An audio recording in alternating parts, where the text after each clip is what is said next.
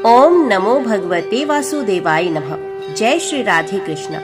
आप सभी को ज्येष्ठ मास शुक्ल पक्ष निर्जला एकादशी व्रत की हार्दिक शुभकामनाएं। निर्जला एकादशी ज्येष्ठ मास में शुक्ल पक्ष की एकादशी तिथि को मनाई जाती है। ऐसी मान्यताएं हैं कि इस दिन निर्जला उपवास का पुण्य साल के 24 एकादशी के बराबर होता है। इस व्रत में पानी पीना वर्जित होता है, इसलिए इसे निर्जला एकादशी कहते हैं। निर्जला एकादशी का व्रत करने से धर्म, अर्थ, काम और मोक्ष की प्राप्ति होती है। तो आज के इस वीडियो में आप सुनेंगे निर्जला एकादशी व्रत की पौराणिक कथा। पौराणिक कथा के अनुसार युधिष्ठिर ने भगवान श्री कृष्ण से कहा, ज्येष्ठ के शुक्ल पक्ष में जो एकादशी होती है उसका वर्णन कीजिए। तो भगवान श्री कृष्ण बोले, हे राजन, इसका वर्णन परम धर्मात्मा सत्यवती नंदन व्यास जी करेंगे, क्योंकि ये संपूर्ण शास्त्रों के तत्वज्ञ और वेद वेदांगों के पारंगत विद्वान हैं। तब वेद व्यास जी कहने लगे, दोनों ही पक्षों की एकादशियों को भोजन ना करें। द्वादशी को स्नान आदि से पवित्र हो फूलों से भगवान केशव की पूजा करके नित्य क्रम समाप्त होने के पश्चात पहले ब्राह्मणों को भोजन देकर अंत में स्वयं भोजन करें। राजन, जनना शोच और मरना शोच में भी एकादशी को भोजन नहीं करना चाहिए। ये सुनकर भीमसेन बोले, परम बुद्धिमान पितामह, मेरी उत्तम बात सुनिए। राजा युधिष्ठिर, माता कुंती, द्रौपदी, अर्जुन, नकुल और सहदेव ये एकादशी को कभी भोजन नहीं करते तथा मुझसे भी हमेशा यही कहते हैं कि भीमसेन, तुम भी एकादशी को ना खाया करो।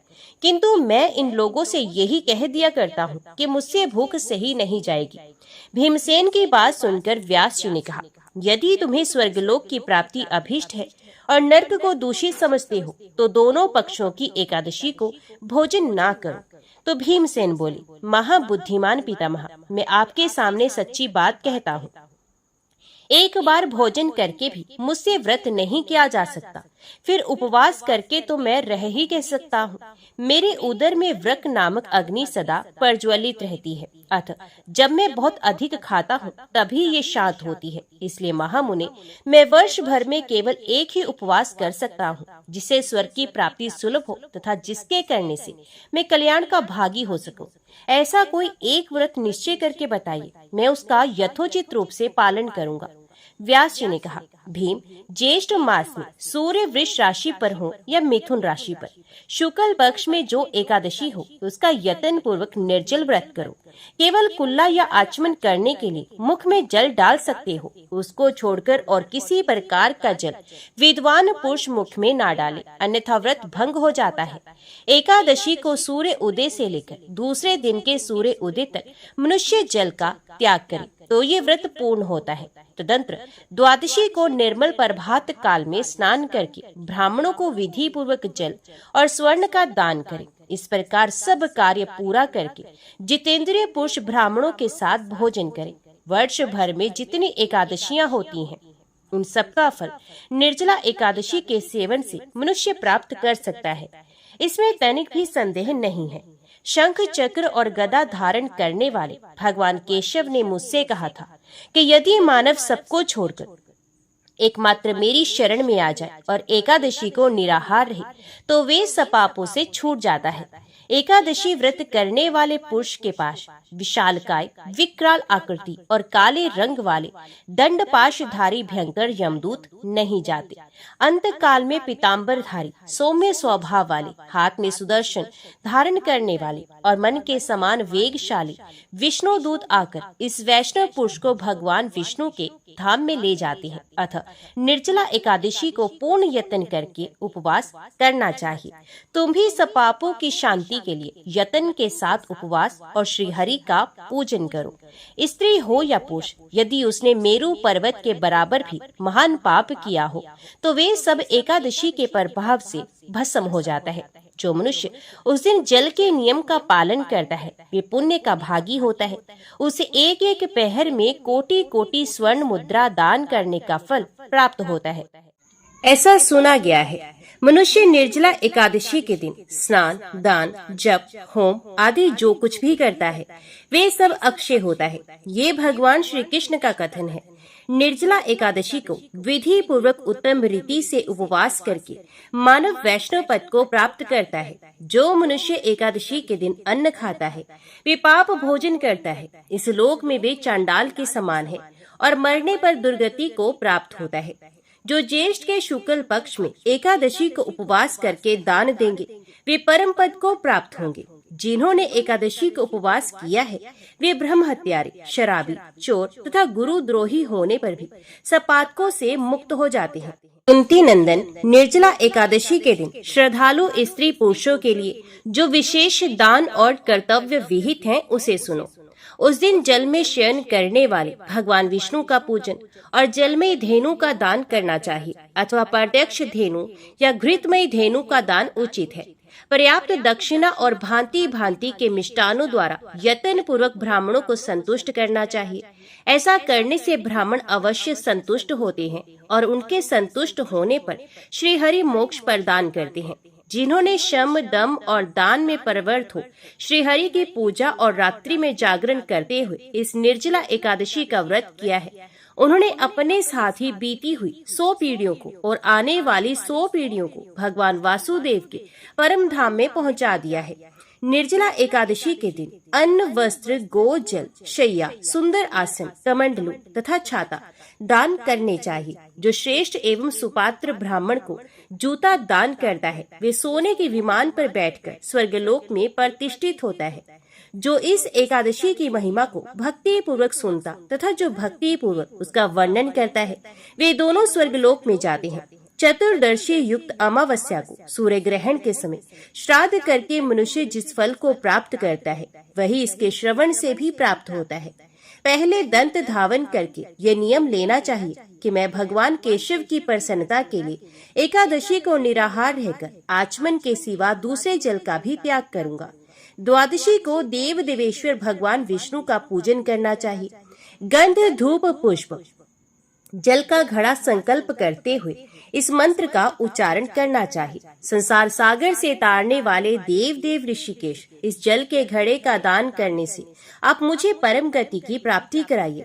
भीमसेन, ज्येष्ठ मास में शुक्ल पक्ष की जो शुभ एकादशी होती है उसका निर्जल व्रत करना चाहिए तथा उस दिन श्रेष्ठ ब्राह्मणों को शक्कर के साथ जल के घड़े दान करने चाहिए। ऐसा करने से मनुष्य भगवान विष्णु के समीप पहुंचकर आनंद का अनुभव करता है। तत्पश्चात द्वादशी को ब्राह्मण भोजन कराने के बाद स्वयं भोजन करे। जो इस प्रकार पूर्ण रूप से पाप नाशिनी एकादशी का व्रत करता है वे सब पापों से मुक्त हो अनाम्य पद को प्राप्त होता है। ये सुनकर भीमसेन ने भी इस शुभ एकादशी का व्रत आरंभ कर दिया। तब से ये लोक में पांडव द्वादशी के नाम से विख्यात हुई। ओम नमो भगवते वासुदेवाय नमः। जय श्री राधे कृष्ण। जब भारत में दिल्ली के सिंहासन पर मुगल वंश का प्रभुत्व था उसी समय दक्षिण के रंजनम नामक गांव में शांतोबा नाम के एक धनवान व्यक्ति रहते थे। संपत्ति और सम्मान दोनों उन्हें प्राप्त थे। संसार के भोगों में वे खूब आसक्त थे। परमार्थ की ओर उनका कोई ध्यान नहीं था। परंतु भगवान की लीला बड़ी विचित्र है। वे कब किसे अपनाना चाहती हैं ये कोई नहीं जानता। एक बार श्री तुकाराम जी महाराज शांतोबा के घर पधारे। सच्चे भक्त का क्षण भर का संग भी अमोघ होता है। तुकाराम जी के उपदेशों ने जैसे जादू कर दिया। संसार के सारे सुख भोग तुच्छ जान पड़ने लगे। शांतोबा के मन में वैराग्य का उदय हुआ। शांतोबा सोचने लगे, मैंने कामिनी कांचन के जाल में पड़कर मनुष्य जन्म व्यर्थ ही खो दिया। भला मुझे इन भोगों से कितनी तृप्ति मिली। जितना ही विषय भोग प्राप्त हो उतनी ही तृष्णा बढ़ती जाती है। विषयों से अतृप्ति, अशांति और दुख ही मिलता है। अब मेरी क्या गति होगी। श्री हरि के अभय चरण मुझे कैसे मिलेंगे। शांतोबा ने अपनी संपत्ति का बहुत सा भाग दीन दुखियों को बांट दिया। घर तथा परिवार का मोह छोड़कर वे निकल पड़े। एक लंगोटे के अतिरिक्त उनके पास कुछ भी नहीं था। वे चलते ही गए। उस समय भीमा नदी में बाढ़ आई हुई थी। वे सचमुच भीमा बनी थी, किंतु जो संसार सागर से पार होने निकला हो उसे ऐसी नदी से क्या भय। तैरकर नदी पार की उन्होंने और दूसरे तट के पर्वत पर चढ़े गए। पर्वत एवं वन की शोभा को देखकर उनका मन वहां लग गया। अब वे वहीं एक गुफा में रहकर भजन करने लगे। शांतोबा के घर वालों को उनका वन जाना अत्यंत कष्टदायक हुआ। उन्होंने उनकी स्त्री को उनके पास इसलिए भेजने का निश्चय किया कि सुंदरी पत्नी के मोह में पड़कर वे घर लौट आएंगे। सती स्त्री भी पति के पास जाने को उत्सुक थी। उसने सोच लिया था, मेरे लिए तो पति देव के चरणों को छोड़कर और कोई गति ही नहीं है। वे लौट आए तो ठीक है, नहीं तो जहाँ वे वहीं उनकी ये दासी। पतिव्रता स्त्री उस घोर वन में शांतोबा के पास पहुंची और सिर झुकाकर खड़ी हो गई। शांतोबा के मन में उसके आने से तनिक भी उद्विग्नता या मोह का भाव नहीं आया। अपने भजन में लगे रहे। वे साध्वी पति के चरणों पर गिर पड़ी और रोकर कहने लगी, नाथ, आप हम लोगों को छोड़कर यहाँ भगवान की आराधना करने चले आए, ये तो ठीक है, परंतु देव, मेरे तो आप ही भगवान हैं। आपको छोड़कर दूसरे किसी भगवान को मैं नहीं जानती। मैं आपके चरणों की सेवा करने यहाँ आई हूँ। इस दासी को आप अपने आश्रय से अलग मत करें। उसका गला भर गया। ये कहते कहते शांतोबा में विकार का नाम भी नहीं था, परंतु स्त्री के प्रति पति का कुछ कर्तव्य होता है। नारी केवल काम वासना की तृप्ति का साधन नहीं होती है, विपोष की अर्धांगिनी है। कर्तव्य समझकर शांतोबा ने कहा, मेरी तरह रहना हो तो मैं तुम्हें अपने पास रहने से रोकूंगा नहीं। यहाँ रहना हो तो बहुमूल्य वस्त्र और आभूषण उतारकर सादे कपड़े पहनकर रह सकती हो, नहीं तो जैसी तुम्हारी इच्छा हो करो।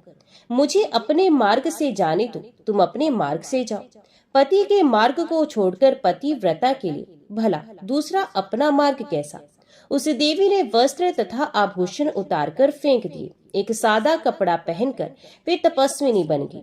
पति की सेवा में वे सब प्रकार उदित रहने लगे। अब पति पत्नी दोनों वन में भजन करने लगे। एक दिन शांतोबा ने पत्नी के संयम, धैर्य तथा त्याग की परीक्षा लेने का निश्चय किया। उन्होंने स्त्री से कहा, रोटी खाए बहुत दिन हो गए, तुम गांव जाकर कुछ टुकड़े मांग लाओ। देखो, रोटी के टुकड़ों को छोड़कर और कुछ भी मत लाना, किसी से भी। जो स्त्री धनी पिता माता के घर स्नेह से पली, धनी ससुर की पुत्र वधू बनी, अंतपुर से जो कभी बाहर नहीं निकली, वे आज एक मैली फटी साड़ी पहने भीख मांगने जा रही है। पति की आज्ञा से भिक्षुकी बनी इस तपस्विनी की शोभा ही धन्य है। गांव में पहुंचकर वे भीख मांगने लगी घर घर। उसी गांव में उसकी ननद की ससुराल था। अपनी भाभी को भिखारन के भेष में देखकर उसके दुख का पार नहीं रहा। उसने पूछा, हे भाभी, क्या मेरे माँ बाप दादा की सारी संपत्ति नष्ट हो गई? ननद को उस पतिव्रता ने पति के वैराग्य की बात बताकर कहा, तुम्हारे भाई को मैं भूखा छोड़ आई हूँ, मुझे रोको मत। एक टुकड़ा रोटी दे सको तो दे दो, नहीं तो मैं दूसरे घर जाती हूँ। ननद ने पैर पकड़कर उसे ठहराया, हलवा पूरी का थाल भरकर उसे दे दिया। ननद किसी प्रकार मानती नहीं थी। उसे विवाद में समय बीता जा रहा था। अंत में विवश होकर वे थाल स्वीकार करना पड़ा। उसे लेकर वे बड़ी शीघ्रता से चल रही थी। पतिदेव भूखे हैं, इस बात को सोचकर वे कभी दौड़ती, कभी धीरे धीरे चलती। पर्वत के बीहड़ पथ में उसे अनेक बार ठोकरें लगी। किसी प्रकार वे पति के पास पहुंची और उनके सामने थाल रखकर खड़ी हो गई। शांतोबा ने थाल देखकर कहा, मैंने ऐसा भोजन लाने को तो तुमसे कहा ही नहीं था, इसे लौटाओ। इस देवी ने डरते डरते गांव की सारी बातें सुना दी। बहन के आग्रह की बात सुनकर भी शांतोबा ने हलवा पूरी खाना अस्वीकार कर दिया। पतिव्रता स्त्री का शरीर पर्वत पर चढ़ने उतरने का इतना श्रम करके बिल्कुल थक गया था। उसका श्वास बढ़ गया था। पैर की अंगुलियां ठोकर लगने से फट गई थी। इतने पर भी पति की आज्ञा से हलवा पूरी का थाल लौटाकर रोटी मांगने वे बिना दो क्षण सुस्ताए तुरंत गांव की ओर चल पड़ी। गांव में जाकर बड़ी मधुर वाणी से ननद को समझाकर उसने थाल लौटा दिया। जल्दी जल्दी कुछ घरों से रोटी के टुकड़े मांगे, क्योंकि एक ही घर से रोटियां लाने को पतिदेव ने मना किया था। अब वे शीघ्रता पूर्वक वन की ओर चली। सायंकाल हो गया था। कुछ दूर जाते ही आकाश घटाओं से ढक गया। मूसलधार वर्षा होने लगी। आज जो रोटियां उस पतिव्रता के हाथ में हैं, वे उसके प्राणों से भी प्रिय हैं। उनसे उसके देवता की भूख दूर होगी। अपनी फटी साड़ी वे रोटियों पर लपेटती चली गई, उन्हें भीगने से बचाने के लिए। वर्षा में भीगकर उसका शरीर थरथर कांपने लगा। वर्षा के कारण भीमा नदी में बाढ़ आ गई। बड़ी हुई भीमा की तरंगों में भला कोई नौका पार हो सकती है। नदी के किनारे पहुंचकर उस देवी के नेत्रों से भी वर्षा होने लगी। वे रोती हुई बोली, संध्या होने को आई, मेरे स्वामी सवेरे से भूखे हैं, ये रोटी के टुकड़े उनके पास कैसे पहुंचाऊं? दया में प्रभु सर्वेश्वर भगवान, तुम इस दरिद्रा पर क्या दया नहीं करोगे? ऐसी पतिव्रता की करुण पुकार पर यदि वे सर्वेश्वर दौड़ न पड़ती तो उन्हें कौन दया सिंधु कहता? वे केवट का रूप लेकर उपस्थित हुए और बोले, बहन, इस वर्षा में तुम अकेली यहाँ किस लिए भीग रही हो? सती पांडुरंग प्रभु को पुकार रही थी। नाविक का परम मधुर स्वर सुनकर उसने नेत्र खोले और वह बोली, भाई, अवश्य करुणा सागर विट्ठल ने तुम्हें यहाँ भेजा है। तुम्हारी कृपा के बिना मैं आज भीमा को पार नहीं कर सकती। तुम मेरे बड़े भाई हो, मेरे स्वामी भूखे बैठे हैं, चाहे जैसे भी हो तो मुझे नदी पार करा दो। करुणापूर्ण अश्रु सकी वाणी सुनकर करुणा सागर द्रवित हो गए। ये बोले, बहन डरो मत, मैं तुम्हें नदी पार करके वन में ठीक मार्ग पर पहुंचा दूंगा। भवसागर से प्राणियों को पार उतारने वाले उन महामल्ला ने सती को कंधे पर उठाकर नाव पर चढ़ाया और फिर उसे पार ले जाकर कंधे पर उठाकर उसके पति के आश्रम के समीप तक ले जाकर छोड़ आए। कृतिकता के एक दो शब्द सुनने को भी वे नहीं रुके, वन में तुरंत अदृश्य हो गए। पति की कुटिया के पास पहुंचकर उस देवी ने रोटी रखने को साड़ी का पल्ला खींचना चाहा तो सहसा उसे अपने शरीर का ध्यान आ गया। वर्षा से रोटी को बचाने के लिए वे उस पर बराबर साड़ी लपेटती ही गई थी। तब उसे केवल रोटी को बचाने का ध्यान था। अब उसने देखा कि पूरी साड़ी रोटी पर लिपटी है, उसके शरीर पर वस्त्र ही नहीं है। उसे बड़ा क्षोभ हुआ। पता नहीं केवट ने क्या सोचा होगा। बड़ी लज्जा आई उसे। रोटी पर से साड़ी उतारकर उसने पहन ली। पति के पास जाकर उनके चरणों में प्रणाम करके रोटी के टुकड़े उसने उनके सामने धर दिए। शांतोबा ने रोटी की ओर देखा ही नहीं, वे एकटक अपनी स्त्री की ओर देख रहे थे। उनकी स्त्री के शरीर में आज इतना दिव्य तेज, इतना सौंदर्य, इतना सात्विक आकर्षण कहाँ से आया? कुछ देर में तनिक सावधान होकर उन्होंने पूछा, साध्वी, तुम इतने विकट समय में यहाँ तक कैसे आ सकी? पत्नी ने गांव जाकर थाल लौटाने, टुकड़े मांगने, मार्ग में वर्षा और भीमा की बाढ़ का वर्णन करके बताया कि वे कितनी व्याकुल हो गई थी, कैसे उसने प्रार्थना की और कैसे केवट ने आकर उसे पार कर दिया। वे कहने लगी, वे केवट बड़ा दयालु था, उसने मुझे बहन कहा, मुझे कुटिया के पास तक छोड़ गया, मैं उसे धन्यवाद तक नहीं दे सकी और वे लौट गया। उसके स्वर में तो जैसे अमृत ही भरा था। शांतोबा के नेत्रों से आंसू चलने लगे, उनका कंठ भर आया। पत्नी से वे बोले, तुम भाग्यवती हो, भीमा की बाढ़ में तुम्हें पार उतारना किसी साधारण केवट का काम नहीं था। देवी, उन भव समुद्र से तारने वाले केवट के दर्शन के लिए ही सब कुछ छोड़कर मैं यहाँ बैठा हूँ। अब इन रोटियों को पशु पक्षियों को दे दो। प्रभु मेरे द्वार के पास तक आकर लौट गए, मैं ऐसा अभागा हूँ। उनके दर्शन किए बिना मैं अब जल भी ग्रहण नहीं करूंगा। इतने परिश्रम से लाए हुए रोटी के टुकड़े पतिव्रता ने पशु पक्षियों को दे दिए। जब पति देव ही जल ग्रहण नहीं करेंगे तब वे कैसे अन्न जल ले सकती है? दंपति के अनशन करते कई दिन बीत गए। गांव में एक हरि भक्त वैश्य रहते थे। भगवान ने उन्हें स्वप्न में शांतोबा के लिए भोजन ले जाने की आज्ञा दी। अनेक प्रकार के पकवान लेकर वे वन में पहुंचे और भगवान की आज्ञा सुनाई। शांतोबा ने कहा, भाई, तुम कोई भी हो और तुमको किसी ने भी भेजा हो, पर मैं तो उस भेजने वाले को देखे बिना भोजन नहीं करता। वैश्य ने बहुत अनुनय विनय की, पर शांतोबा अपनी टेक पर अड़े रहे। हारकर वैश्य भोजन वहीं छोड़कर घर चले गए। वैश्य के चले जाने पर भोजन के पदार्थों की ओर देखकर शांतोबा ने कहा, प्रभु, इन पदार्थों का महत्व ही क्या है? अभी भोजन किया और संध्या तक इनका मल बन जाएगा। मैं आपको छोड़कर इन्हें कैसे ले लूं? दया में आप मुझ पर दया क्यों नहीं करते? मुझे दर्शन दो नाथ, एक बार अपनी बांकी झांकी तो दिखाओ। भक्त की मनोवेदना भगवान सह नहीं सके, वे प्रकट हो गए। शांतोबा के नेत्र धन्य हो गए, वे प्रभु के चरणों में गिर पड़े। भगवान देर तक शांतोबा के सम्मुख खड़े रहे। उन्हें आशीर्वाद देकर प्रभु अंतर ध्यान हो गए। अब शांतोबा का जीवन दूसरा ही हो गया। हृदय में आनंद का समुद्र उमड़ आया। अब वे पति पत्नी निरंतर भगवान के चिंतन में तल्लीन रहने लगे। वे कभी कभी भिक्षा के लिए गांव में भी जाते थे।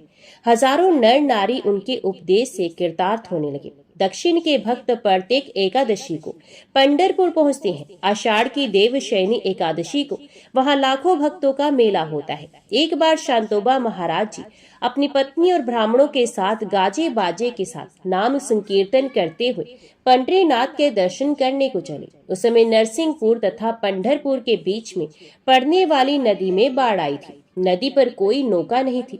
नदी की भीषण मूर्ति देखकर तैरने का साहस अच्छे केवट भी नहीं कर सकते थे। उस दिन दशमी की रात्रि थी। एकादशी को पंढरपुर अवश्य पहुंचना था। साथ के सब लोग किनारे ठिठक गए। ये देख शांतोबा बोले, तुम लोग इस नदी को देखकर डर क्यों गए? जिन प्रभु का नाम भव समुद्र से पार करने वाला है, वे श्री हरि क्या कहीं चले गए हैं? भगवान के नाम की घोषणा करते हुए मेरे पीछे चले आओ। शांतोबा इस प्रकार चलते गए जैसे सूखी भूमि पर जा रहे हो। उनके पीछे उनकी पत्नी चलती गई। उस साध्वी ने नदी के जल की ओर नेत्र उठाकर देखा ही नहीं। वे पति के चरणों को देखती बढ़ती गई। सहसा नदी के बीच में सूखा मार्ग हो गया। सब लोग शांतोबा के पीछे पीछे उस मार्ग से नदी पार हो गए। पंढरपुर जाकर सबने पुंडलिक भक्त का पूजन करने के अनंतर श्री पांडुरंग की पूजा की। शांतोबा तो श्री विठ्ठल के दर्शन करके तन मन की सुधि भूल गए। अपने हृदय में उन्होंने भगवान का दर्शन किया और सुना कि प्रभु कह रहे हैं, शांतोबा अब तुम मेरे पास ही रहो। अपने प्यारे भक्तों के पास रहकर ही मैं सुखी होता हूँ। भगवान की आज्ञा से शांतोबा पत्नी के साथ फिर जीवन भर पंढरपुर में ही रहे। उनका जीवन भगवत प्रेम के दिव्य उन्माद में ही बीता। तो सब प्रेम से बोलो, भक्त और उनके भगवान की जय। कृष्ण नगर के पास एक गांव में एक ब्राह्मण रहते थे। वे पुरोहिती का काम करते थे।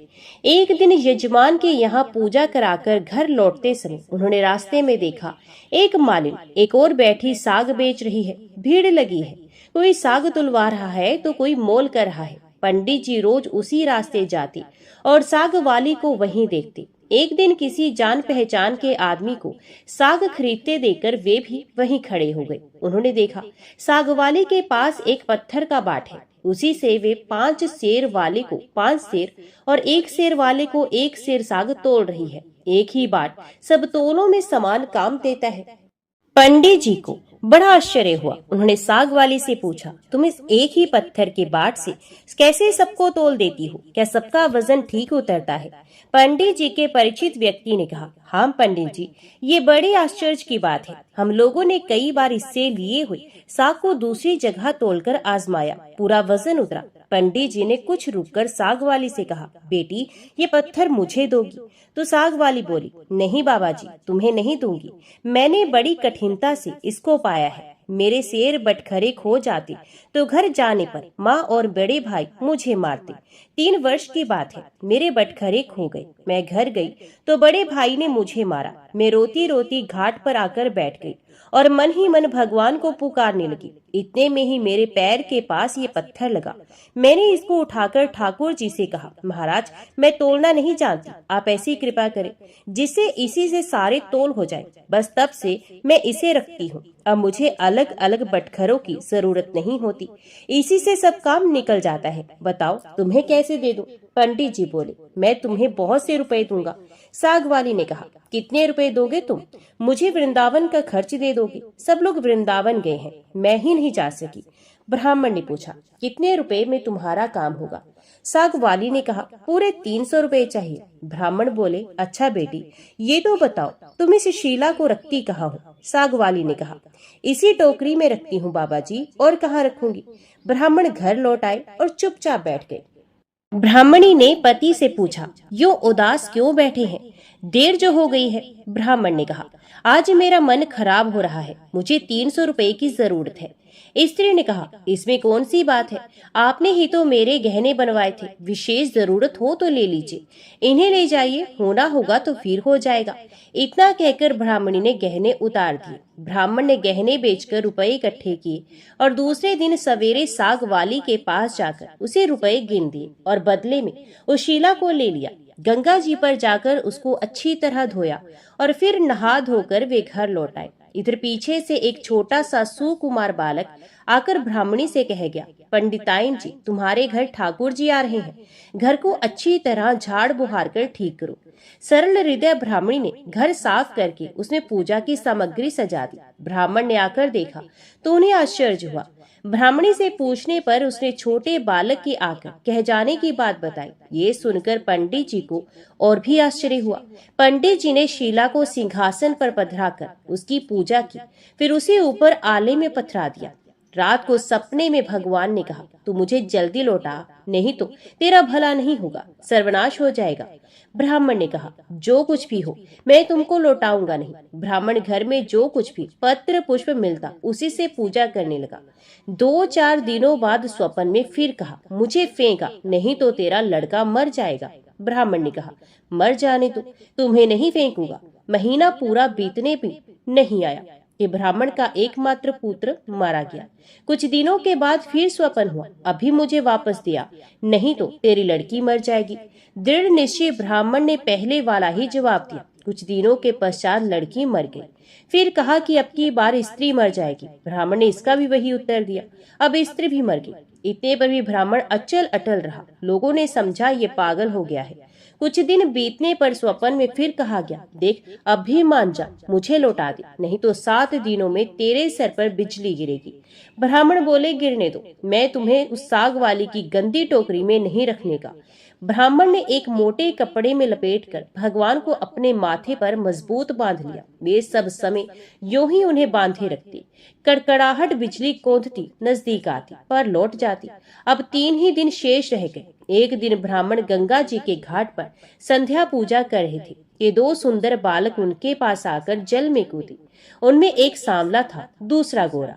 उनके शरीर पर कीचड़ लिपटा था। इस ढंग से जल में कूदे कि जल उछलकर ब्राह्मण के शरीर पर पड़ा। ब्राह्मण ने कहा, तुम लोग हो कौन भैया, कहीं इस तरह जल में कूदा जाता है? देखो मेरे शरीर पर जल पड़ गया। इतना ही नहीं, मेरे भगवान पर भी छींटे पड़ गए। देखते नहीं, मैं पूजा कर रहा था। बच्चों ने कहा, ओहो, तुम्हारे भगवान पर भी छींटे लगे? हमने देखा नहीं बाबा, तुम गुस्सा ना होना। पंडित जी ने कहा, नहीं भैया, गुस्सा कहाँ होता है, बताओ तो तुम किसके लड़के हो? ऐसा सुंदर रूप तो मैंने कभी नहीं देखा। कहाँ रहते हो? आहा, कैसी अमृत घोली मीठी बोली है। बच्चों ने कहा, बाबा हम तो यहीं रहते हैं। पंडित जी बोले, भैया क्या फिर कभी मैं तुम लोगों को देख सकूंगा? तो बच्चों ने कहा, क्यों नहीं बाबा, पुकारते ही हम आ जाएंगे। पंडित जी के नाम पूछने पर हमारा कोई एक नाम नहीं है, जिसका जो मन होता है उसी नाम से वे हमें पुकार लेता है। सांवला लड़का इतना कहकर बोला, ये लो मुरली, जरूरत हो तब इसे बजाना, बजाते ही हम लोग आ जाएंगे। दूसरे गोरे लड़के ने एक फूल देकर पंडित जी से कहा, बाबा जी इस फूल को अपने पास रखना, तुम्हारा मंगल होगा। वे जब तक वहां से चले नहीं गए, ब्राह्मण उसी दृष्टि से उनकी ओर आंखें लगाए देखता रहा। मन ही मन सोचने लगा, आहा कितने सुंदर हैं दोनों, कभी फिर भी इनके दर्शन होंगे। ब्राह्मण ने फूल देखकर सोचा, फूल तो बहुत बढ़िया है, कैसी मनोहर गंध आ रही है, पर मैं इसका क्या करूंगा और रखूंगा भी कहाँ? इससे अच्छा है कि राजा को ही दे आऊं, नई चीज है, वे राजी होगा। ये सोचकर पंडित जी ने जाकर फूल राजा को दे दिया। राजा बहुत प्रसन्न हुए। उन्होंने उसे महल में ले जाकर बड़ी रानी को दिया। इतने में ही छोटी रानी ने आकर कहा, मुझे भी एक ऐसा ही फूल मंगवा दो, नहीं तो मैं डूब मरूंगी। राजा दरबार में आए और सिपाहियों को उसी समय पंडित जी को खोजने भेजा। सिपाहियों ने ढूंढते ढूंढते जाकर देखा, ब्राह्मण देवता सर पर सीला बांधे पेड़ की छाया में बैठे गुनगुना रहे हैं। वे उनको राजा के पास ले गए। राजा ने कहा, महाराज वैसा ही एक फूल और चाहिए। पंडित जी बोले, राजा मेरे पास तो वे एक ही फूल था, पर देखिए चेष्टा करता हूँ। ब्राह्मणों लड़कों की खोज में निकल पड़े। अकस्मात उन्हें मुरली वाली बात याद आ गई। उन्होंने मुरली बजाई। उसी क्षण गौर श्याम जोड़ी प्रकट हो गई। ब्राह्मण रूप माधुरी के पान में मतवाले हो गए। कुछ देर बाद उन्होंने कहा, भैया वैसा एक फूल और चाहिए, मैंने तुम्हारा दिया हुआ फूल राजा को दे दिया था। राजा ने वैसा ही एक फूल और मांगा है। गोरे बालक ने कहा, फूल तो हमारे पास नहीं है, परंतु हम तुम्हें एक ऐसी जगह ले जाएंगे जहाँ वैसे फूलों का बगीचा है, तुम आंखें बंद करो। ब्राह्मण ने आंखें मूंदी। बच्चे उनका हाथ पकड़कर ना मालूम किस रास्ते से बात की बात में कहाँ ले गए। एक जगह पहुंचकर ब्राह्मण ने आंखें खोली, देखकर मुग्ध हो गए। बड़ा सुंदर स्थान है, चारों ओर सुंदर सुंदर वृक्ष लता आदि पुष्पों की मधुर गंध से सुशोभित है। बगीचे के बीच में एक बड़ा मनोहर महल है। ब्राह्मण ने देखा तो वे बालक गायब थे। वे साहस करके आगे बढ़े। महल के अंदर जाकर देखते हैं, सब ओर से सुसज्जित बड़ा सुरम्य स्थान है। बीच में एक दिव्य रत्नों का सिंहासन है। सिंहासन खाली है। पंडित जी ने उस स्थान को मंदिर समझकर प्रणाम किया। उनके माथे से बंधी हुई ठाकुर जी की शीला खुलकर फर्श पर पड़ गई। जो ही पंडित जी ने उसे उठाने को हाथ बढ़ाया कि शीला फटी और उसमें से भगवान लक्ष्मी नारायण प्रकट होकर शून्य सिंहासन पर विराजमान हो गए। भगवान नारायण ने मुस्कुराते हुए ब्राह्मण से कहा, हमने तुमको कितने दुख दिए, परंतु तुम अटल रहे। दुख पाने पर भी तुमने हमें छोड़ा नहीं, पकड़े ही रहे। इसी से तुम्हें हम सशरीर यहाँ ले आए हैं। जो भक्त स्त्री, पुत्र, घर, गुरुजन, प्राण, धन, इहलोक और परलोक सबको छोड़कर हमारी शरण में आ गए हैं, भला उन्हें हम कैसे छोड़ सकते हैं। इधर देखो, ये खड़ी है तुम्हारी सहधर्मणी, तुम्हारी कन्या और तुम्हारा पुत्र। ये भी मुझे प्रणाम कर रहे हैं। तुम सबको मेरी प्राप्ति हो गई है। तुम्हारी एक की दृढ़ता से सारा परिवार मुक्त हो गया है। तो सब प्रेम से बोलो, भक्त और उनके भगवान की जय।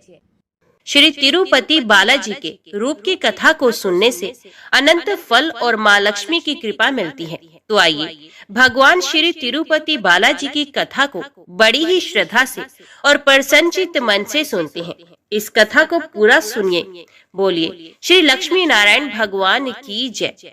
तिरुपति बालाजी मंदिर भारत का एक प्रसिद्ध मंदिर है और इस मंदिर में भगवान श्री विष्णु जी के एक अवतार स्वामी वेंकटेश्वर जी की विराजमान मूर्त है। इसी वजह से मंदिर को प्रसिद्धि रूप से स्वामी वेंकटेश्वर मंदिर के नाम से भी जाना जाता है। भगवान वेंकटेश्वर को विष्णु जी का एकमात्र उस रूप से जाना जाता है जिन्होंने कलयुग के कष्टों से लोगों को बचाने के लिए अवतार लिया है। एक बार समस्त देवताओं ने मिलकर एक यज्ञ करने का निश्चय किया। यज्ञ की तैयारी पूर्ण हो गई। तभी वेद ने एक प्रश्न किया तो एक व्यवहारिक समस्या आ खड़ी हुई। ऋषि मुनियों द्वारा किए जाने वाले यज्ञ की हवि तो देवगण ग्रहण करते थे, लेकिन देवों द्वारा किए गए यज्ञ की पहली आहुति किसको होगी, यानी सर्वश्रेष्ठ देव का निर्धारण जरूरी था, जो फिर अन्य सभी देवों को यज्ञ भाग प्रदान करे। ब्रह्मा, विष्णु, महेश परमात्मा थे। इनमें से श्रेष्ठ कौन है, इसका निर्णय आखिर हो तो कैसे हो। भृगु जी ने इसका दायित्व संभाला। वे देवों की परीक्षा लेने चले। ऋषियों से विदा लेकर वे सर्वप्रथम अपने पिता ब्रह्मदेव के पास पहुंचे। ब्रह्मा जी की परीक्षा लेने के लिए भृगु ने उन्हें प्रणाम नहीं किया। इससे ब्रह्मा जी अत्यंत कुपित हुए और उन्हें शिष्टता सिखाने का प्रयत्न किया। भृगु को गर्व था कि वे तो परीक्षित हैं, परीक्षा लेने आए हैं। पिता पुत्र का आज क्या रिश्ता। भृगु ने ब्रह्मदेव से अशिष्ट कर दी। ब्रह्मा जी का क्रोध और बढ़ गया और अपने कमंडल लेकर पुत्र को मारने भागे। भृगु मुनि किसी तरह वहां से जान बचाकर भाग चले आए। इसके बाद वे भगवान शिव के लोक कैलाश गए। भृगु ने फिर से दृष्टता की, बिना कोई सूचना का शिष्टाचार दिखाए या शिवगणों से आज्ञा लिए सीधे वे वहां पहुंच गए जहां शिव जी माता पार्वती के साथ विश्राम कर रहे थे। आए तो आए, साथ ही अशिष्ट का आचरण भी किया। शिव जी शांत रहे, पर भृगु न समझे। शिव जी को क्रोध आया तो उन्होंने अपना त्रिशूल उठाया। भृगु वहां से भी भागे। अंत में भगवान विष्णु के पास क्षीर सागर पहुंचे। श्री हरिकेश श्रेयस पर लेटे निद्रा में थे और देवी लक्ष्मी उनके चरण दबा रही थी। महर्षि भृगु 2 स्थानों से अपमानित करके भगाए गए थे। उनका मन बहुत दुखी था। विष्णु जी को सोता देख उन्हें ना जाने क्या हुआ और उन्होंने विष्णु जी को जगाने के लिए उनकी छाती पर एक लात जमा दी। विष्णु जी जाग गए और भृगु से बोले, मेरी छाती वज्र के समान कठोर है। आपका शरीर तप के कारण दुर्बल हो चुका है। कहीं आपके पैर में चोट तो नहीं आई। आपने मुझे सावधान करके कृपा की है। आपका चरण चिन्ह मेरे वक्ष पर सदा अंकित रहेगा। भृगु को बड़ा आश्चर्य हुआ। उन्होंने तब भगवान की परीक्षा लेने के लिए यह अपराध किया था, परंतु भगवान तो दंड देने के बदले मुस्कुरा रहे थे। उन्होंने निश्चय किया कि श्री हरि सी विनम्रता किसी में नहीं, वास्तव में विष्णु जी ही सबसे बड़े देवता हैं। भृगु जी ने लौटकर सभी ऋषियों को पूरी घटना सुनाई। सभी ने एक मत से ये निश्चय किया कि भगवान विष्णु को ही यज्ञ का प्रधान देवता समझकर मुख्य भाग दिया जाएगा। लक्ष्मी जी ने भृगु को अपने पति की छाती पर लात मारते देखा तो उन्हें बड़ा क्रोध आया, परंतु उन्हें इस बात पर शोभ भी हुआ कि श्री हरि ने उदंड को दंड देने के स्थान पर उसके चरण पकड़ लिए और उल्टे क्षमा मांगने लगे। क्रोध से तमतमाई महालक्ष्मी को लगा कि वे जिस पति को संसार का सबसे शक्तिशाली समझती है वे तो निर्बल है। ये धर्म की रक्षा करने के लिए अधर्म एवं दुष्टों का नाश कैसे करते होंगे। महालक्ष्मी ग्लानि से भर गई और मन श्री हरि से उचट गया। उन्होंने श्री हरि और वैकुंठ लोक दोनों के त्याग का निश्चय कर लिया। स्त्री का स्वाभिमान उसके स्वामी के साथ बंधा होता है। उनके समक्ष कोई स्वामी पर प्रहार कर गया और स्वामी ने प्रतिकार भी नहीं किया। ये बात मन में कोत रही थी। स्थान वास के योग्य नहीं, पर त्याग कैसे करे, श्री हरि से ओझल होकर रहना कैसे होगा। वे उचित समय की प्रतीक्षा करने लगी। भगवान श्री हरि ने हिरण्याक्ष को मारने के लिए वराह अवतार लिया और दुष्टों का संहार करने लगे। महालक्ष्मी के लिए ये समय उचित लगा। उन्होंने वैकुंठ का त्याग कर दिया और पृथ्वी पर एक वन में जाकर तपस्या करने लगे। श्री हरि और वैकुंठ का त्याग कर महालक्ष्मी पृथ्वी पर एक वन में तपस्या करने लगे। तप करते करते उन्होंने अपना शरीर छोड़ दिया। विष्णु जी वराह अवतार का अपना कार्य पूर्ण कर वैकुंठ धाम लौटे तो महालक्ष्मी नहीं मिली। वे उन्हें खोजने लगे। श्री हरि ने उन्हें तीनों लोकों में खोजा, किंतु तप करके माता लक्ष्मी ने भ्रमित करने की अनुपम शक्ति प्राप्त कर ली थी। उसी शक्ति से उन्होंने श्री हरि को भ्रमित रखा। आखिर श्री हरि को पता लग ही गया, लेकिन तब तक वे शरीर छोड़ चुकी थी। दिव्य दृष्टि से उन्होंने देखा कि लक्ष्मी जी ने चोल राज के घर में जन्म लिया है। श्री हरि ने सोचा कि उनकी पत्नी ने उनका त्याग सामर्थ्यहीन समझने के भ्रम में किया, इसलिए वे उन्हें प्राप्त करने के लिए अलौकिक शक्तियों का प्रयोग नहीं करेंगे। महालक्ष्मी ने मानव रूप धरा है तो अपने प्रिय पत्नी को प्राप्त करने के लिए वे भी साधारण मानवों के समान व्यवहार करेंगे और महालक्ष्मी जी का हृदय और विश्वास जीतेंगे। भगवान ने श्रीनिवास का रूप धरा और पृथ्वी लोक पर चोल नरेश के राज में निवास करते हुए महालक्ष्मी से मिलन के लिए उचित अवसर की प्रतीक्षा करने लगे। राजा आकाश राज निसंतान थे। उन्होंने सुखदेव जी की आज्ञा से संतान प्राप्ति का यज्ञ किया। यज्ञ के बाद यज्ञशाला में राजा को हल जोतने को कहा गया। राजा ने हल जोता तो हल का फल किसी वस्तु से टकराया। राजा ने उस स्थान को खोदा तो एक पेटी के अंदर सहस्त्र दल कमल पर एक कन्या विराज रही थी। वे साक्षात महालक्ष्मी थी। राजा के मन की मुराद पूरी हो गई, क्योंकि कन्या कमल के फूल में पीली थी, इसलिए उनका नाम रखा गया पद्मावती। पद्मावती नाम के अनुरूप ही रूपवती और गुणवती भी थी। साक्षात लक्ष्मी जी का अवतार पद्मावती विवाह के योग्य हुई। एक दिन वे बाग में फूल चुन रही थी। उस वन में बालाजी यानी के श्रीनिवास जी आखेट के लिए आए थे। उन्होंने देखा कि एक हाथी एक युवती के पीछे पड़ा है और डरा रहा है। राजकुमारी से सेवक भाग खड़े हुए। श्रीनिवास जी ने तीर चलाकर हाथी को रोका और पद्मावती की रक्षा की। श्रीनिवास और पद्मावती ने एक दूसरे को देखा और एक दूसरे पर मोहित हो गए। दोनों के मन में परस्पर अनुराग पैदा हुआ, लेकिन दोनों बिना कुछ कहे अपने अपने घर लौट गए। श्रीनिवास जी घर तो लौट आए, लेकिन मन पद्मावती में ही बस गया। ये पद्मावती का पता लगाने के लिए उपाय सोचने लगे। उन्होंने ज्योतिषी का रूप धरा और भविष्य बांचने के बहाने पद्मावती को ढूंढने निकले। धीरे धीरे ज्योतिष श्रीनिवास की ख्याति पूरे चोल राज में फैल गई। पद्मावती के मन में भी श्रीनिवास के लिए प्रेम उमड़ पड़ा। वे उनसे मिलने को व्याकुल थी, किंतु कोई पता ठिकाना न होने के कारण उनका मन चिंतित था। इस चिंता और प्रेम विरह में उन्होंने भोजन श्रृंगार आदि का त्याग कर दिया। इसके कारण उनका शरीर कृशकाय होता चला गया। राजा से पुत्री की ये दशा देखी नहीं जा रही थी। वे चिंतित थे। ज्योतिषी की प्रसिद्धि की सूचना राजा को भी मिली। राजा ने ज्योतिषी श्रीनिवास को बुलाया और सारी बात बताकर अपनी कन्या की दशा का कारण बताने को कहा। श्रीनिवास राजकुमारी का हाल समझने पहुंचे तो पद्मावती को देखकर प्रसन्न हो गए। उनका उपक्रम सफल हो गया था। उन्होंने पद्मावती का हाथ अपने हाथ में लिया और कुछ देर तक पढ़ने का स्वांग करने के बाद वो बोले, महाराज, आपकी पुत्री प्रेम के विरह में जल रही है। आप इनका शीघ्र विवाह कर दें तो स्वस्थ हो जाएंगे। पद्मावती ने अब श्रीनिवास की ओर देखा। देखते ही पहचान गई। उनके मुख पर प्रसन्नता के भाव आए और वे हंसी। काफी दिनों बाद पुत्री को प्रसन्न देख राजा को लगा कि ज्योतिषी का अनुमान बिल्कुल सही है।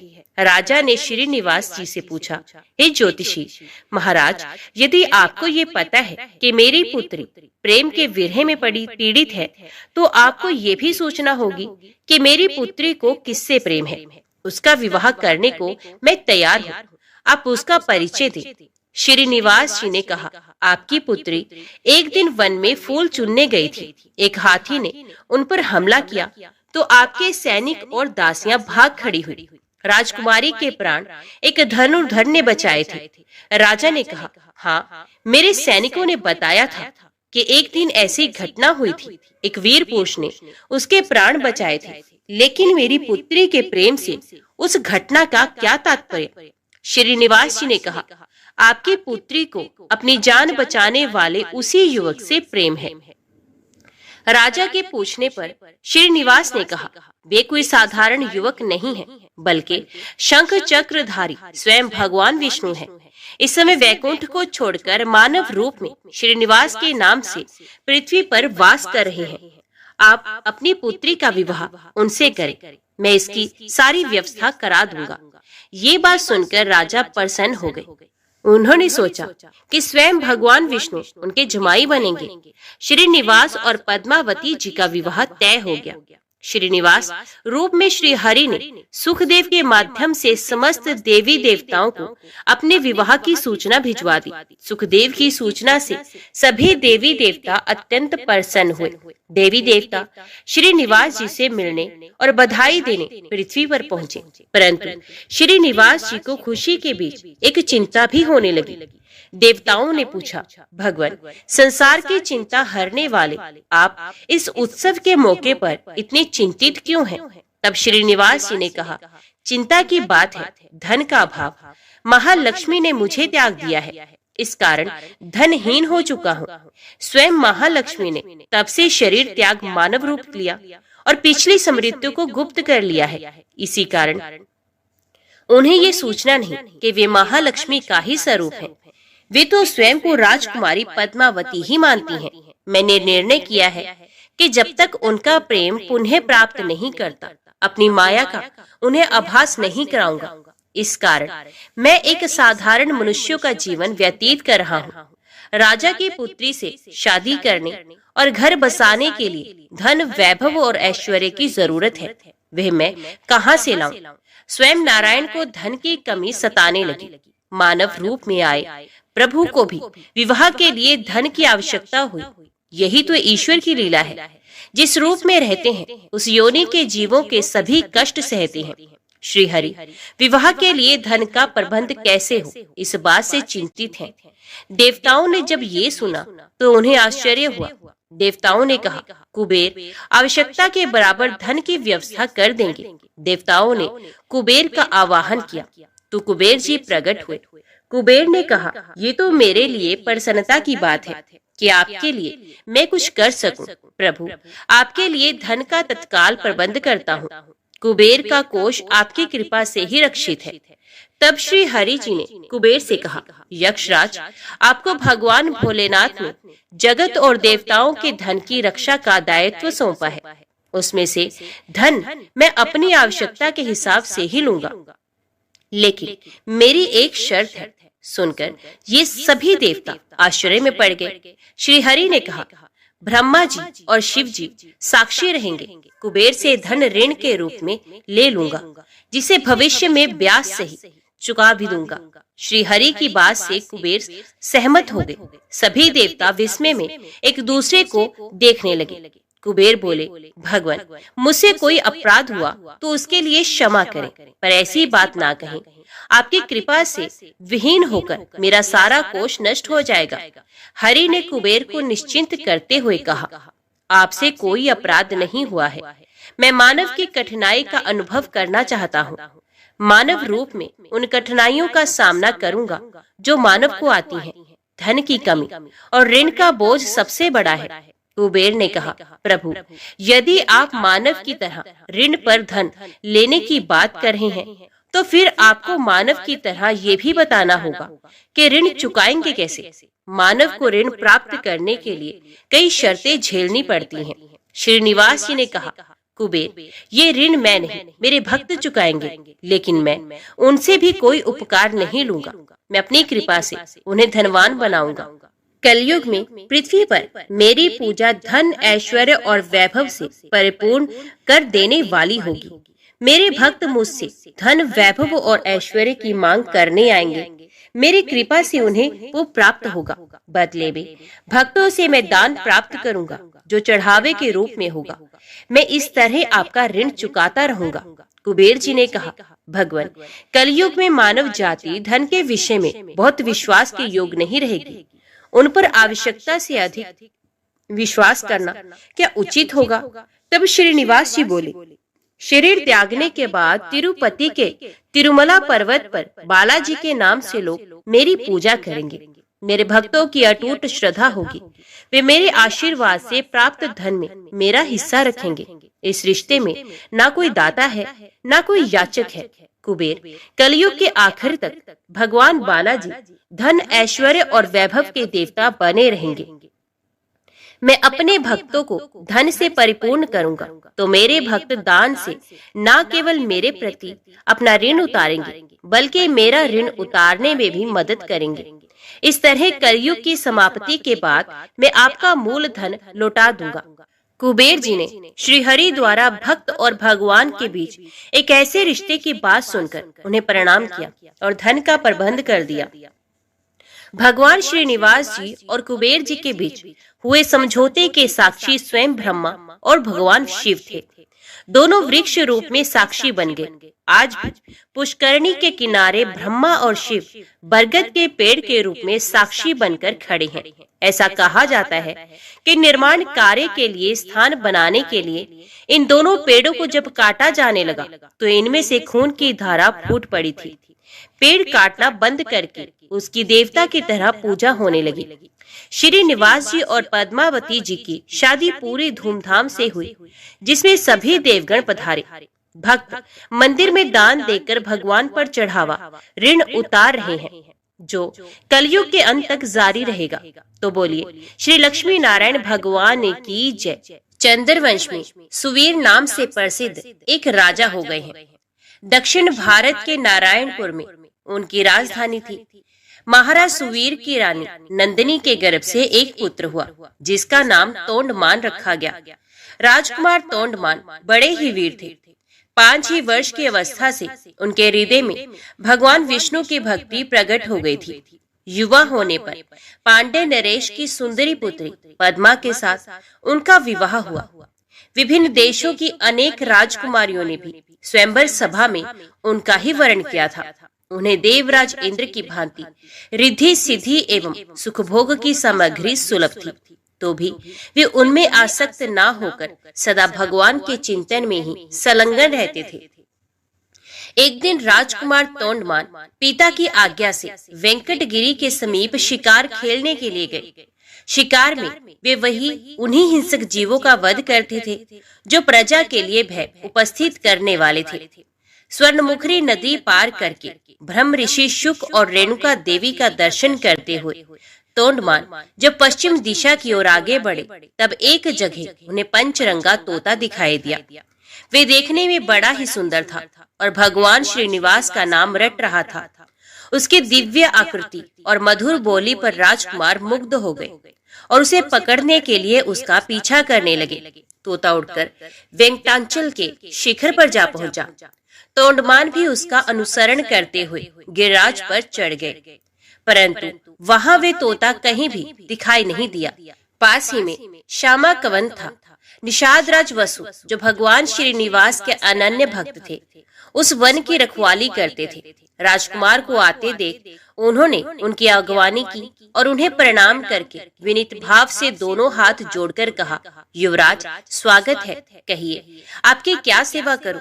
राजकुमार बोले, वनेचर, इधर एक पंचरंगा तोता उड़ता हुआ आया है, क्या तुमने उसे देखा है?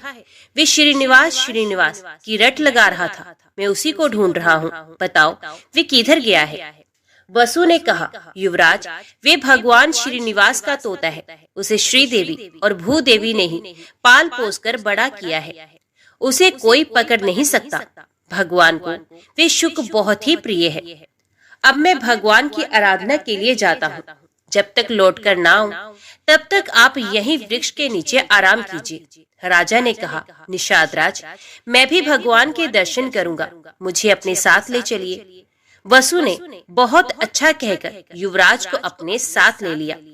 स्वामी पुष्करणी में युवराज सहित विधि पूर्वक स्नान करके वे दिव्य विमान में विराजमान भगवान श्रीनिवास के समीप गए। तोंडमान ने देखा, बिल वृक्ष के नीचे भगवान का दिव्य विमान प्रकाशित हो रहा है, उसके भीतर भगवान श्रीनिवास विराज रहे हैं। परम सुंदरी श्री देवी और भूदेवी उनकी सेवा में संलग्न है। उनके श्री अंगों की श्यामलता अलसी के फूल से सुशोभित हो रही है। नेत्र खिले हुए कमल दल की भांति सुंदर एवं विशाल है। 4 भुजाएं थी। भगवान के अंग अंग से उदारता प्रकट हो रही थी। उनके मुखार विंद पर मंद मंद मुस्कुराहट की छटा मन को मोह लेती थी। श्री अंगों पर पीतांबर की अपूर्व शोभा थी। शंख चक्र आदि आयुध मूर्तिमान होकर भगवान की सेवा कर रहे थे। युवराज भगवान का यह अद्भुत स्वरूप देखकर मुग्ध हो गए और उन्होंने अपना तन मन धन एवं जीवन उन्हीं के चरणों में न्यौछावर कर दिया। उन दिनों वहां गए हुए सभी बड़भागी भक्तों को उनके प्रत्यक्ष दर्शन होते थे। निषाद राज ने भगवान का पूजन करके उन्हें मधु मिश्रित सामा का भात निवेदन किया और प्रसाद लेकर राजकुमार के साथ वे पुनः अपनी कुटी पर लौट आए। रात में उनकी कुटी पर रहकर राजकुमार ने सत्संग का सुख उठाया और प्रातः काल सेवकों सहित अपने नगर को प्रस्थान किया। मार्ग में उन्हें शुक मुनि तथा रेणुका देवी का भी कृपा प्रसाद प्राप्त हुआ। कुछ दिनों बाद राजा सुवीर ने अपने पुत्र को राज्य दे स्वयं वनप्रस्थ आश्रम ग्रहण किया। महाराज तोंडमान धर्म पूर्वक प्रजा का पालन करते हुए भगवान की आराधना में तत्पर रहने लगे। एक दिन निषाद राज वसु राजद्वार पर उपस्थित हुए। सूचना पाकर महाराज ने उन्हें दरबार में बुलाया और स्वागत सत्कार करके पूछा, निषाद राज कैसे पधारे हैं?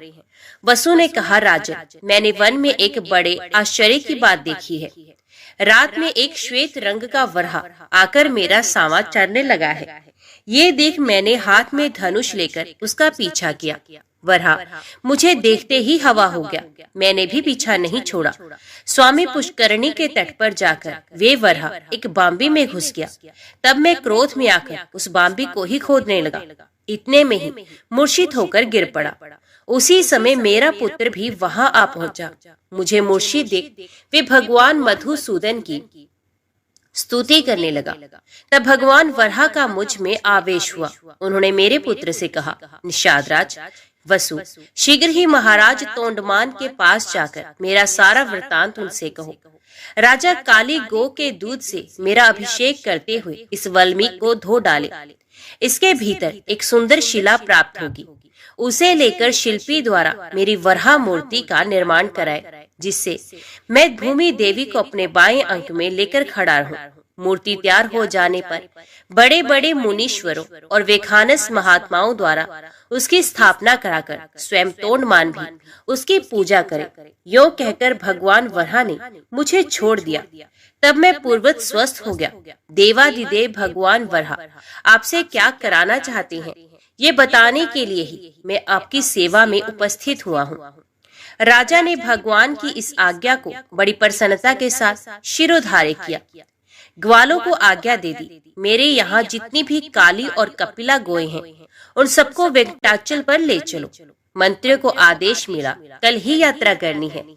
इसकी समुचित व्यवस्था की जाए। तदंतर तोंडमान अंतपुर में गए और सभी रानियों से वराह भगवान का वे आदेश सुनाकर रात में वहीं सो गए। सपने में भगवान श्रीनिवास ने उन्हें बिल का मार्ग दिखलाया और राजद्वार से लेकर बिल के समीप तक पल्लव बिछवा दिए। सवेरे उठने पर राजा ने अपना स्वप्न लोगों पर प्रकट किया और द्वार पर बिछे हुए पल्लव वहां प्रत्यक्ष दिखाई दिए। महाराज ने शुभ मुहूर्त में यात्रा की और बिल के समीप पहुंचकर वहां एक सुंदर नगर बसाया। भगवान के आदेश के अनुसार उन्होंने मूर्ति निर्माण, प्रतिष्ठा और पूजन का कार्य बड़ी धूमधाम से संपन्न किया। वे प्रतिदिन बिल के मार्ग से आकर भगवान को प्रणाम करते और लौट जाते थे। एक दिन राजा के यहाँ एक ब्राह्मण देवता अपनी पत्नी के साथ पधारे और इस प्रकार बोले, महाराज, मैं वशिष्ठ कुल में उत्पन्न सामवेदी ब्राह्मण हूँ। मेरा नाम वीर शर्मा है। हम दोनों दंपत्ति घर से तीर्थ यात्रा के लिए निकले हैं, परंतु गर्भवती होने के कारण मेरी पत्नी से चला नहीं जाता। अतः आप इसे अंतपुर में रखकर तब तक इसकी रक्षा करें जब तक मैं तीर्थ यात्रा से वापस लौट न आऊं। राजा ने तथास्तु कहकर उसकी रक्षा का भार ले लिया। ब्राह्मण देवता निश्चिंत होकर चले गए। महाराज ने सेवकों को आज्ञा देकर ब्राह्मणी के लिए अंतपुर में एक एकांत गृह की व्यवस्था करवा दी और एक बार 6 महीने के लिए अन्न दिलवा दिया। ब्राह्मणी पतिव्रता और लज्जावती थी। वे किसी भी परपुरुष से बात नहीं करती थी। 6 महीने तक वे उस अन्न से निर्वाह करती रही। दैवश राजा को ब्राह्मणी की याद ना रही। 6 महीने के बाद अन्न का अभाव हो गया तो ब्राह्मणी ने स्वयं मुंह खोलकर मांगा नहीं। बेचारी भूख की पीड़ा सहती हुई ही मर गई। ब्राह्मण देवता तीर्थ यात्रा पूरी करके पूरे 2 वर्ष बाद वापस लौटे। तब तक ब्राह्मणी के एकांत निवास में कोई नहीं गया था। ब्राह्मण ने महाराज के दरबार में उपस्थित हो गंगा जल से भरी हुई एक शीशी भेंट की और अपनी पत्नी का कुशल समाचार पूछा। महाराज को अब याद आई। वे शंकित होकर अंतपुर में गए। ब्राह्मणी की मृत्यु हो चुकी है ये जानकर वे चुपचाप बिल के मार्ग से भगवान श्रीनिवास के समीप वेंकटाचल पर चले गए और भगवान से सब समाचार कह सुनाया। भक्त वत्सल प्रभु ने देखा राजा तोंडमान ब्रह्मशाप से भयभीत है। तब उन्हें सांत्वना देते हुए उनसे कहने लगे, राजन, यहाँ से पूर्व भाग में जो अस्थि सरोवर है उसी में द्वादशी तिथि को आकर ब्राह्मणी के शव को स्नान कराओ, वे जीवित हो जाएगी। भगवान श्रीनिवास का ये वचन सुनकर राजा अपने नगर में आए। फिर अपनी रानियों तथा ब्राह्मणियों के शव को भी अलग अलग डोलियों में बिठाकर भगवान का दर्शन करने के ब्यास से चले। अस्थि सरोवर में पहुंचकर उन्होंने रानियों को स्नान करने की आज्ञा दी। रानियों ने स्वयं स्नान करते समय ब्राह्मणी के शव को भी उस सरोवर के जल में डाल दिया। भगवान की कृपा से वे जी उठी। उसके सभी अंग पूर्वत हो गए। तत्पश्चात ब्राह्मणी रानियों के साथ सरोवर से बाहर आई और तीर्थ यात्रा से लौटे हुए अपने पूज्य पति से प्रसन्नता पूर्वक मिली। राजा ने बहुत धन देकर ब्राह्मण दंपत्ति को आदर पूर्वक विदा किया। ब्राह्मण ने अपनी स्त्री का समाचार और भगवान वेंकटेश्वर का अद्भुत प्रभाव सुना। वे राजा को आशीर्वाद देकर प्रसन्नता पूर्वक अपने देश को लौट गए। एक दिन महाराज ने एक भगवत भक्त कुम्हार दंपत्ति के परम धाम आगमन की अद्भुत घटना अपनी आंखों से देखी। फिर तो उनका मन इस संसार के सुख भोग से सर्वथा विरक्त हो गया। उन्होंने अपने पुत्र श्रीनिवास को राज्य देकर स्वयं वेंकटाचल पर बड़ी भारी तपस्या की। भगवान ने प्रत्यक्ष दर्शन दिया और कहा, राजन, वर मांगो। राजा ने भगवान के नित्य धाम में रहकर उनकी सेवा का सौभाग्य मांगा। भगवान ने एवं वस्तु कहकर भक्त को अनुग्रहित किया। राजा ने प्रभु के चरणों में साष्टांग प्रणाम करके इस नश्वर देह को त्याग दिया और विष्णु सारूप्य प्राप्त करके दिव्य विमान पर जा बैठे। उस समय देवता और गंधर्व आकाश से फूलों की वृष्टि करते हुए उनके सौभाग्य की भूरी भूरी प्रशंसा करने लगे। इस प्रकार राजा तोंडमान ने अपनी अनन्य भक्ति के प्रभाव से भक्त वत्सल श्रीहरि का जरा मृत्यु रहित पुनरावृत्ति शून्य वैकुंठ धाम प्राप्त किया। तो बोलो लक्ष्मी नारायण भगवान की जय। जय श्री राधे कृष्ण। ओम नमो भगवते वासुदेवाय नमः।